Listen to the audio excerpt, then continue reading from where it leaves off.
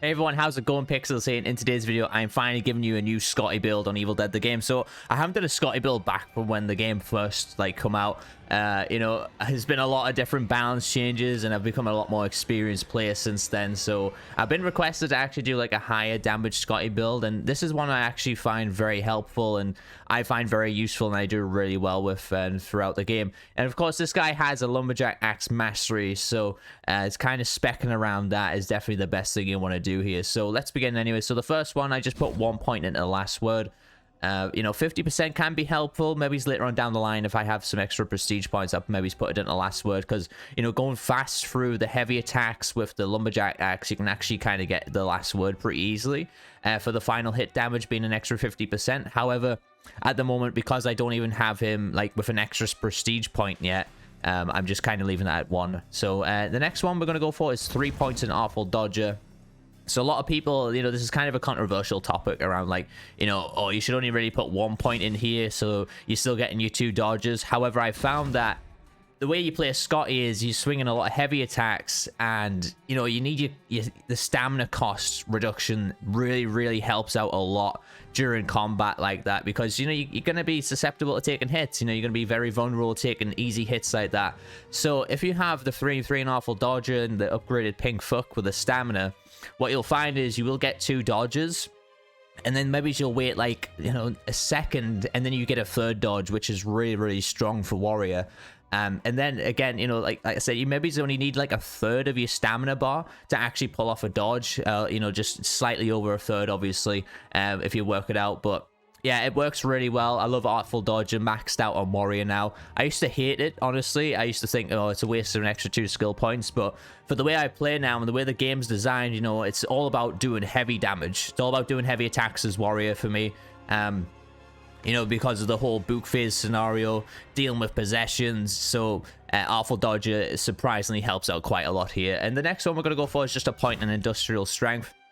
It's going to be a little bit squishy here, but this is where the Awful Dodge is going to come into place, so don't worry about that. I have found that I am extremely squishy, but I don't know if it's just because I'm an experienced player or something, but I feel like I don't take that much damage, and I feel like because of the way Scotty's built, I can kill things relatively fast and not worry about taking too much damage as well. And not only that, but it does help out your supports to healing you a little bit quicker as well, only having 1 point in Industrial Strength. And to be honest, I think most warriors should only have 1 point in Industrial Strength, depending on what type of build you're running, of course.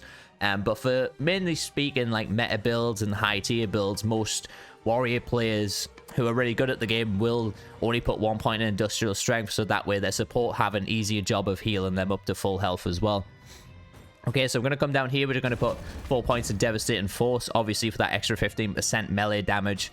We're going to put 3 points in Seeing Stars, 1 point in Blunt Force Trauma, and then we're going to max out Heavy Hitter there. So reason being, obviously, extra balance bar damage with the Lumberjack Axe as well, on top of Heavy Hitter. So now we're going to get to the meat and potatoes of this build. So we're going to go Tougher Than Hell. So this is going to work really nicely for a little bit of damage reduction, an extra 10% damage reduction there. We're just going to put a point in Fighting Shape as well. I really wish they removed these out of the skill tree. They're pretty terrible perks, to be honest. Fighting Shape and Second Wind, it's just I'm not sure what they were coming up with there. So then we're just going to put 2 points into Stun. Oh, sorry, we're going to put 1 point into Stun and Strikes. We're going to put 1 point into One-Handed Weapon Mastery, and then we're going to finish it off with Two-Handed Weapon Mastery. So using this build, it's really strong doing heavy attacks. Like I said, you primarily want to be doing heavy attacks with Scotty, mainly because the Lumberjack Axe has the best Hyper Armor in the game. Hyper Armor, for those of you who don't know, is something where you can't be interrupted during your heavy attack combos. You will get interrupted now and then, but it is the best weapon for this. You will find that you'll be able to pull off a lot more heavy attacks. But like I said, that leaves you vulnerable to taking hits. So well-timed stuff with the dodges and the combos. You can be a real killing machine with this guy, trust me. I've actually started kind of maining Scotty a little bit lately. And, he wasn't really a character I looked at too much. I mainly played Army of Darkness Ash.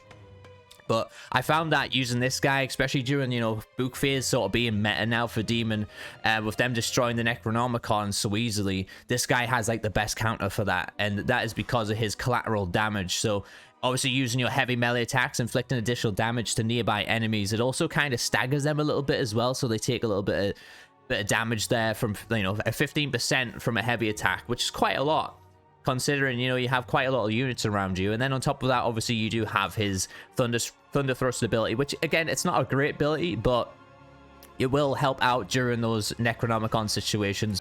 So if you want to know how to spend the pink fuck with this build, what I do is I go stamina first, and then I'll go for melee damage, and then I'll go straight for shield. That way I can get my amulets popped up, you know, 1 amulet for 2 shield bars. You know, you want that on warrior as fast as possible as well. But obviously it works really well for the melee, going that first after stamina, so you get the faster attack speed with the lumberjack axe. And like I said, you can make this guy a total killing machine. And like I said, I've been requested to do a high damage Scotty build, and this is the one I run currently on all my streams, and this is what I have the most fun doing. I find it the most successful build on him as well, honestly. And like I said, you're a little bit squishy, but honestly, you'll find that the 3 and 3 awful dodges stuff, well-timed dodges, not having to wait for another dodge so much, will help out greatly with this character. And, you know, you can deal with, like, the power possessions from Elagos a lot easier and all that good stuff. But anyways, hopefully you guys enjoyed this build. Hopefully you enjoyed the video. If you enjoyed the video, leave me a like. If you're new to the channel, hit that sub button for more Evil Dead content and more Evil Dead builds. And I've been Pixels, with my awesome viewers, and I'll catch you guys in the next one.